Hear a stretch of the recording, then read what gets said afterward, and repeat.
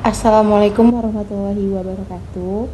Perkenalkan, saya Revida Murni dengan NIM 2302010013 dari Prodi Keperawatan Fakultas FMIPA dan Kesehatan Universitas Muhammadiyah Riau.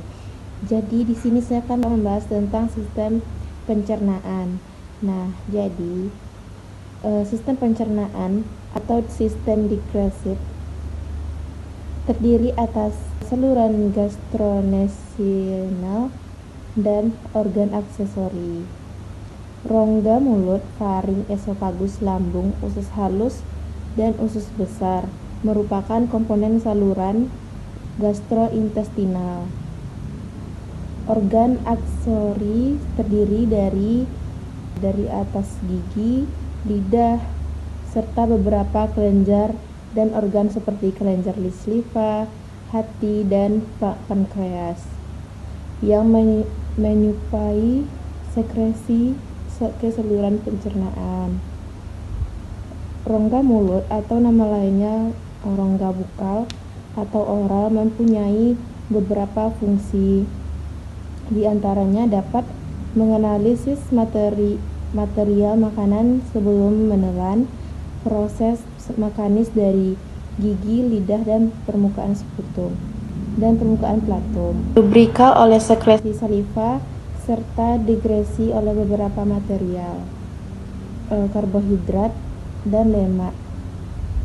Rongga mulut ini dibatasi oleh mukosa mulut yang memiliki staphylococcus aureus. Bagian atap dari rongga mulut adalah platum, sedangkan bagian dasar adalah lidah. Bagian presenter rongga mulut atau uvula yang bergantung pada platum. Lambung terletak di bagian kiri di atas abdomen, tepat di bawah diafragma dalam keadaan kosong. Lambung berbentuk tabung dan bila penuh berbentuk seperti buah alpukat raksasa. Secara anatomis, lambung terbagi atas fundus, badan, dan antrium, bronkium, atau plexus sebelah. Jadi saluran pencernaan merupakan saluran yang menerima makanan dari luar dan mempersiapkannya untuk diserap oleh tubuh dengan jalan proses pencernaan, mengunyah, menelan, dan pencampuran dengan enzim dan zat cair yang terbentuk dan yang terbentang dari mulut sampai usus sampai arus. Susunan saluran pencernaan terdiri dari yang pertama mulut atau oris. Mulut atau oris adalah permulaan pencernaan yang terdiri dua bagian, yaitu yang pertama bagian luar yang sempit atau vestibula, yaitu ruang di antara gusi, gigi, bibir, dan pipi. Yang kedua yaitu bagian rongga mulut bagian dalam, yaitu rongga mulut yang dibatasi sisinya oleh tulang maxillaris, platum, dan mandibula. Di sebelah belakang bersambung dengan faring. Kemudian lanjut ke faring. Faring merupakan organ yang menghubungkan rongga mulut dengan kerongkongan atau esofagus. Di dalam lengkungan faring terdapat tonsi atau amandel, yaitu kumpulan kelenjar limfe yang banyak mengandung limfosit dan merupakan pertahanan terhadap infeksi. Kemudian ada esofagus atau kerongkongan. Esofagus merupakan saluran yang menghubungkan tekak dengan lambung. Panjangnya lebih kurang 25 cm, mulai dari faring sampai pintu masuk kardiak di bawah lambung. Terletak di belakang trakea di depan tulang punggung. Setelah melalui toraks, menembus diafragma masuk ke dalam abdomen, menyambung dengan lambung. Kemudian portikulus atau lambung. Lambung atau sering disebut dengan gester merupakan bagian dari saluran yang dapat mengembang paling banyak terutama di daerah epigaster. Lambung terdiri dari bagian atas fundus uteri berhubungan dengan esofagus melalui orifisi pyloric.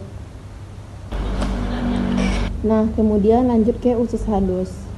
Usus halus atau duodenum minor adalah bagian dari sistem pencernaan makanan yang berpangkal pada pylorus dan berakhir pada cecum. Panjangnya lebih kurang 6 meter. Merupakan saluran paling panjang tempat proses pencernaan dan absorpsi hasil pencernaan. Usus halus di daerah umbilikus dan dikelilingi oleh dua usus besar dibagi dalam beberapa bagian. Yang pertama, duodenum atau usus 12 jari. Duodenum disebut juga usus 12 jari, panjangnya lebih kurang 25 cm, berbentuk seperti kuda melengkung ke kiri. Pada lengkungan ini terdapat pankreas. Yang kedua ada jejunum dan ileum. Jadi jejunum dan ileum mempunyai panjang sekitar lebih kurang 6 meter. 2/5 bagian atas adalah jejunum dengan panjang lebih kurang 2-3 meter dan ileum dengan panjang 4-5 meter. Tekukan jejunum dan ileum melekat pada dinding abdomen posterior dengan perantara lipatan perineum yang berbentuk kipas dikenal sebagai mesenterium. Kemudian ada usus besar.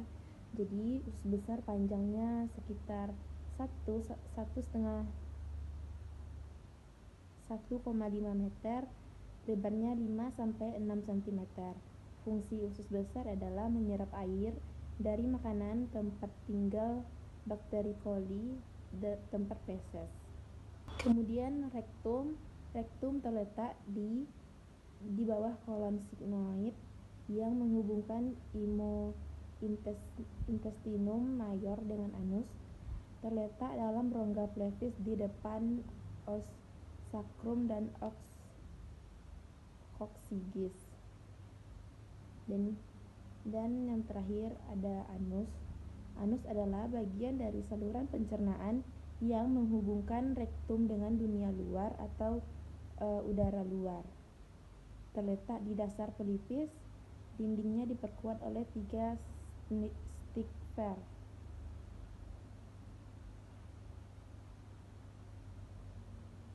Yang pertama, stickler ani interius atau sebelah atas terletak bekerja tidak menurut kehendak. Yang kedua, stickler levator ani bekerja juga tidak menurut kehendak. Dan yang ketiga, stickler ani externus sebelah di bawah bekerja menurut kehendak. Jadi demikian yang dapat saya sampaikan. Lebih dan kurang saya mohon maaf. Wabillahi taufiq wal hidayah. Wassalamualaikum warahmatullahi wabarakatuh.